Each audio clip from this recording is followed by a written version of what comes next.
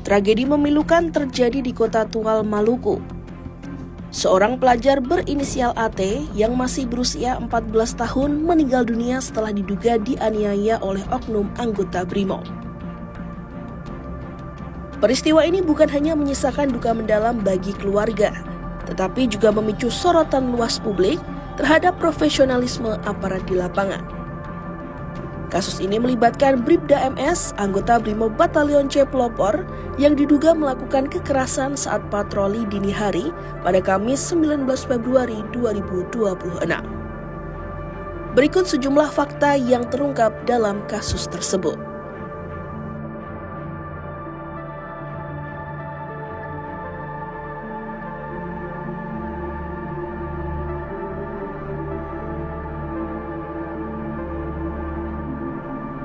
Insiden bermula sekitar pukul 2 waktu Indonesia bagian timur, ketika Bribda MS bersama sejumlah anggota BRIMOB melakukan patroli cipta kondisi di wilayah Kota Tual dan Kabupaten Maluku Tenggara.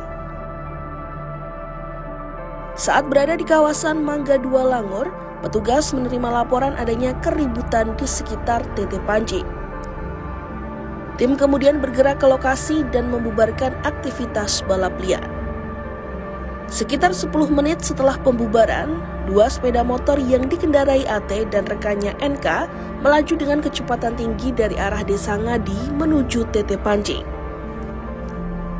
Di lokasi itulah Bribda MS mengayunkan helm taktikal ke arah pengendara. Helm tersebut mengenai pelipis AT. Korban langsung terjatuh dalam posisi telungkup. Sepeda motor yang dikendarainya kemudian menabrak motor milik NK hingga menyebabkan NK mengalami patah tangan kanan.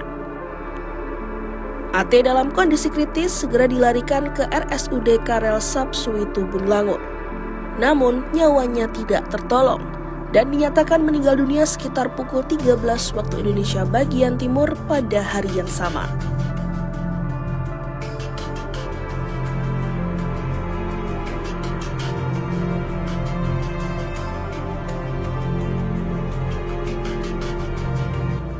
Duka keluarga semakin dalam karena informasi awal yang diterima tidak sesuai dengan fakta di lapangan.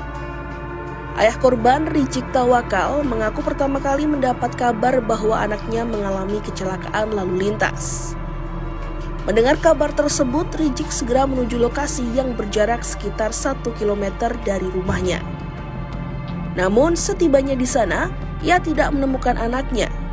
Yang terlihat hanya mobil polisi lalu lintas dan darah berceceran di jalan. Rasa cemas semakin memuncak ketika ia mengetahui anaknya telah dibawa ke rumah sakit. Di RSUD, Rijik mendapati putranya dalam kondisi tak sadarkan diri dengan wajah penuh darah.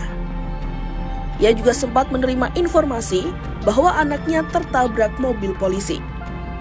Namun keterangan tersebut tidak dapat dipastikan kebenarannya karena petugas yang mengantar korban sudah meninggalkan rumah sakit. Belakangan terungkap bahwa korban bukan semata-mata mengalami kecelakaan, melainkan diduga akibat pukulan helm taktikal yang mengenai bagian pelipisnya.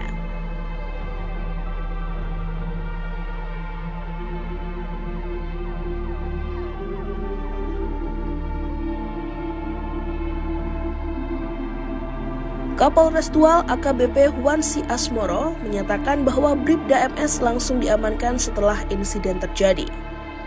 Setelah melalui gelar perkara pada Jumat 20 Februari 2026, yang bersangkutan resmi ditetapkan sebagai tersangka.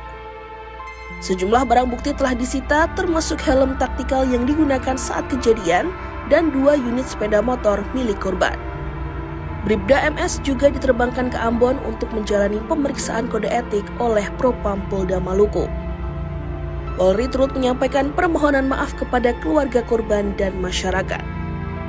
Kadif Humas Polri, Irjen Pol Joni Edisor Isir, menegaskan bahwa tindakan tersebut tidak mencerminkan nilai-nilai institusi dan mencederai kepercayaan publik. Polri berkomitmen memproses perkara ini secara transparan dan akuntabel.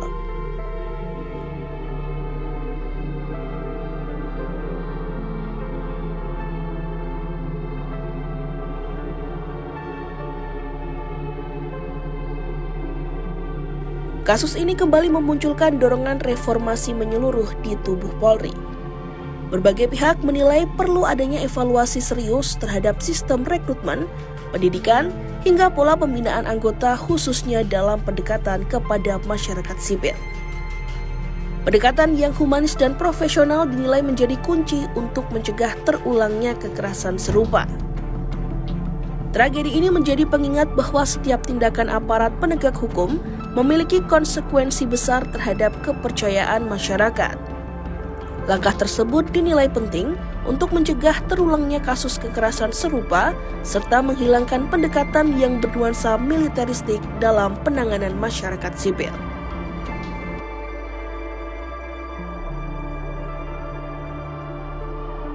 Download Tribun X sekarang, menghadirkan lokal menjadi Indonesia.